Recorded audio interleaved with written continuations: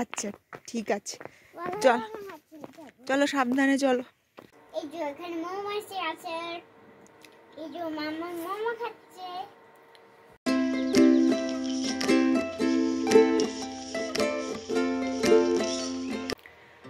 আমরা জাস্ট এসে পৌঁছলাম লেপচা জগতে। এখন ঘড়িতে বাজে 12:30।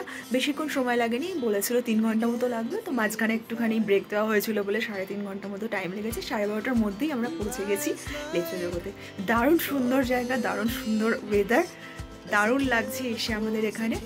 তো ঠান্ডাটা একটু বেশি আছে, প্রায় 4-5 ডিগ্রি হবে টেম্পারেচার। তোমরা ব্লগটা দেখতে থাকো।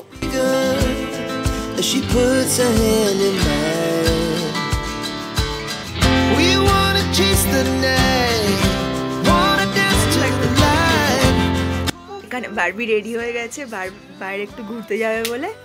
আমাদের লাঞ্চ সার্ভ করে গেছে, কিন্তু বারবির এখন ইচ্ছা হয়েছে আগেও একটু বাইরে ঘুরতে যাবে, তো বারবিকে পাপা সঙ্গে করে নিয়ে যাবে। বারবি যাচ্ছে পাপার সাথে।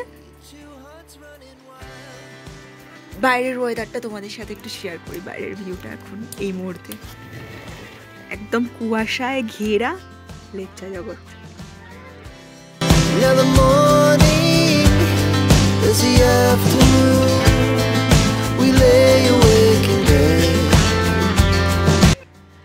লাঞ্চে আজকে আছে ডাল,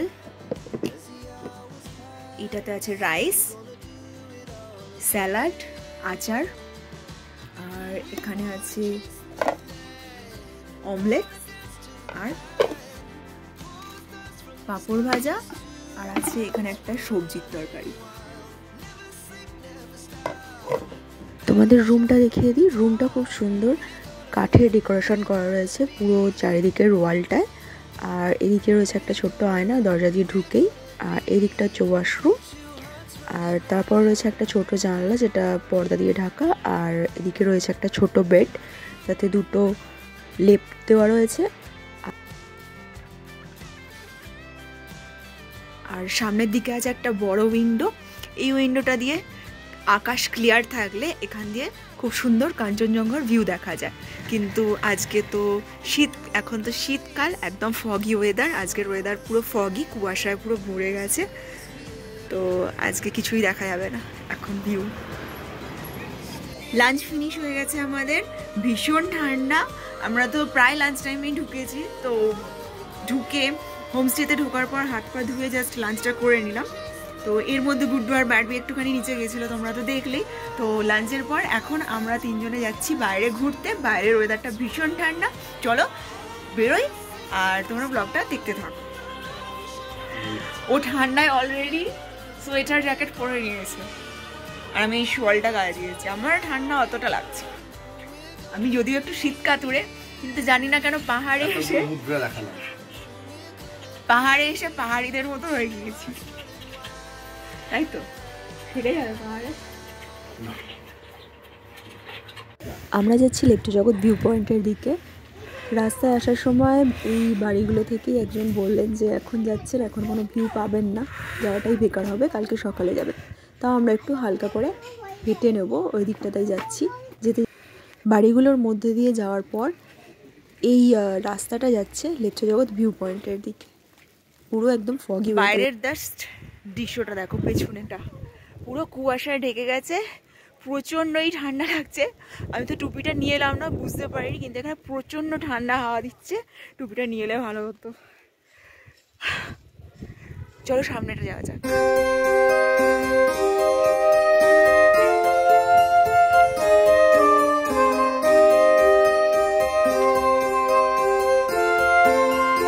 আমাদের হোমস্টে থেকে বেরিয়ে আমরা এইখানটা এসে বসেছি। এটা হোমস্টের বাইরে কিছুটা দূরে গিয়ে একটা ভিউ পয়েন্ট, ভীষণই ঠান্ডা, 3-4 হবে। এই যে গুড্ডু ঠান্ডায় কাঁপছে, আমিও লিটারেলি কাঁপছি। খুবই ঠান্ডা ওয়েদার, কিন্তু ঠান্ডাটা এনজয় করার মতো। এখান থেকে ভিউটা জাস্ট দেখো।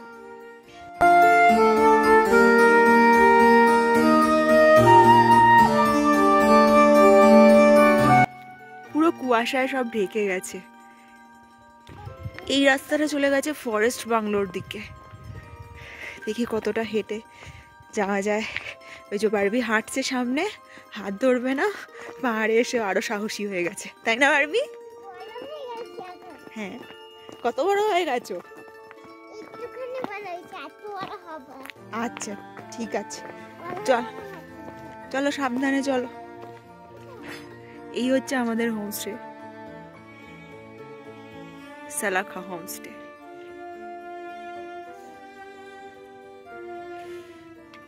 আর হোমস্টের সামনে রয়েছে এরকম একটা বসার জায়গা, যেখান থেকে এই ভিউটা সারাদিন দেখা যায়। পুরো কুয়াশায় ঢাকা, যদিও নইলে আকাশ ক্লিয়ার থাকে, এখান থেকে কাঞ্চনজঙ্ঘা দেখা যায়। আর ওই দিকের রাস্তাটা থেকে আমরা এলাম।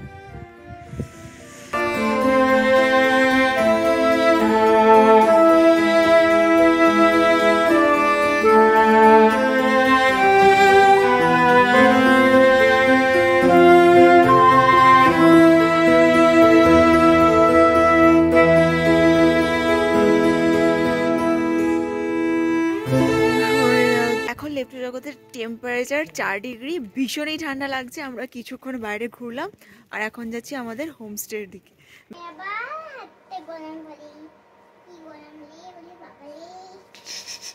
এই চিকেন মোমোটা রয়েছে হোমস্টের পাশে, ওদেরই নিজস্ব দোকান, সেখান থেকে নিয়ে এসছে গুড্ডু। ঝাল না, খেয়ে দেখ, ভালো খেতে, একটু ফু দিয়ে খাবি ঠান্ডা করে, ভালো। ও ফু দিয়ে খাবি।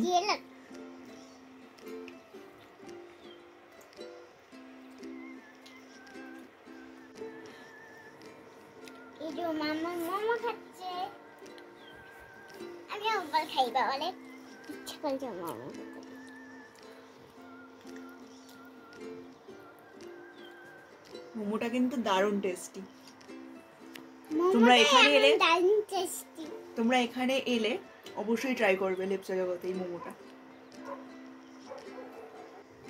হোমস্টে থেকে ডিনারে দিয়ে গেছে রুটি আর চিকেন কষা।